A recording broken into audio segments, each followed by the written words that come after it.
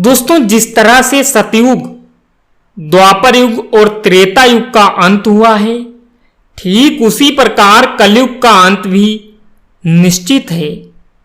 कलयुग का अंत कब होगा, इसका रहस्य आज के वीडियो में हम आपको बताने वाले हैं।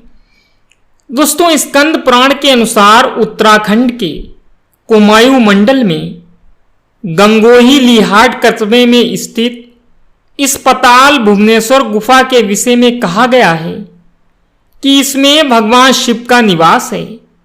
सभी देवी देवता इस गुफा में आकर भगवान शिव की पूजा करते हैं और अपनी मनोकामना की पूर्ति करते हैं।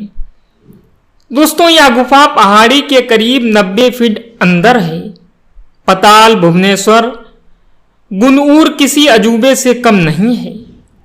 सृष्टि की रचना से लेकर कलयुग का अंत कब और कैसे होगा, इसका पूरा वर्णन भी यहां पर है। यहां पत्थरों से बना एक एक शिल्प तमाम रहस्यों को खुद में समेटे हुए है। दोस्तों, मुख्य द्वार से सकरी फिसलन भरी 80 सीढ़ियां उतरने के बाद एक ऐसी दुनिया नुमाया होती है जहां युगों युगों का इतिहास एक साथ प्रकट हो जाता है।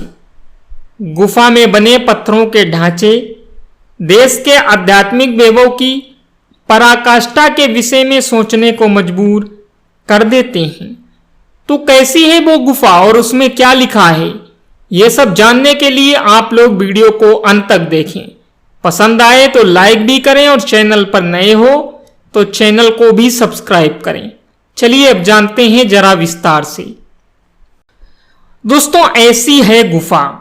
गुफा के सकरे रास्ते से जमीन के अंदर 8 से 10 फीट अंदर जाने पर गुफा की दीवारों पर शेषनाग सहित विभिन्न देवी देवताओं की आकृति नजर आती है। गुफा की शुरुआत में शेषनाग के फनों की तरह उभरी संरचना पत्थरों पर नजर आती है। मान्यता है कि धरती इसी पर टिकी है। इस गुफा में 4 खंबा है जो 4 युगों अर्थात सतयुग, त्रेता युग, द्वापर युग तथा कलयुग को दर्शाते हैं। इनमें पहले 3 आकारों में कोई परिवर्तन नहीं होता है, जबकि कलयुग का खंबा लंबाई में अधिक है और उस खंबे के ऊपर छत से एक पिंड नीचे लटकता है, जिसके बीच की दूरी महज बहुत ही कम बची है। 7 करोड़ वर्षों में यह पिंड 1 इंच बढ़ता है और इसके बारे में मान्यता है कि जिस दिन यह पिंड कलयुग के खंबे से मिल जाएगा उस दिन महाप्रलय आ जाएगा और कलयुग समाप्त हो जाएगा। दोस्तों, यह है गुफा का महत्व। इस गुफा को त्रेता युग में राजा ऋतुपर्ण ने सबसे पहले देखा। द्वापर युग में पांडवों ने यहां चौपड़ खेला और कलयुग में जगत गुरु शंकराचार्य का 833 ईस्वी के आसपास इस गुफा से साक्षात्कार हुआ तो उन्होंने यहां तांबे का एक शिवलिंग स्थापित किया। इसके बाद चंद राजाओं ने इस गुफा के विषय में जाना और आज यहां देश विदेश से सैलानी आते हैं, जहां पर चारों धामों के दर्शन एक साथ होते हैं। शिव जी की जटाओं से बहती गंगा की धारा यहां नजर आती है तो अमृत कुंड के दर्शन भी यहां पर होते हैं। ऐरावत हाथी भी आपको यहां पर दिखाई देगा और पौराणिक मान्यताओं के अनुसार स्वर्ग का मार्ग भी यहां से शुरू होता है। दोस्तों, आगे गुफा में बनी है तक्षक नाग की आकृति।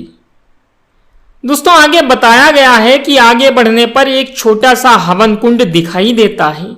कहा जाता है कि राजा प्रचित को मिले श्राप से मुक्ति दिलाने के लिए उनके पुत्र जन्मजय ने इसी कुंड में सभी नागों को जला डाला, परंतु तक्षक नाम का एक नाग बच निकला, जिसने बदला लेते हुए प्रचित को मौत के घाट उतार दिया था।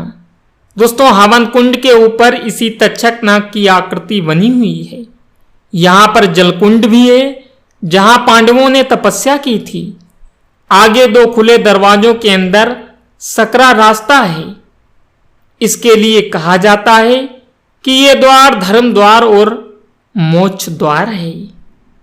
तो आज के वीडियो में दोस्तों इतना ही। जानकारी पसंद आई हो तो एक लाइक जरूर करें। मैं मिलता हूं अगले वीडियो में, तब तक के लिए धन्यवाद।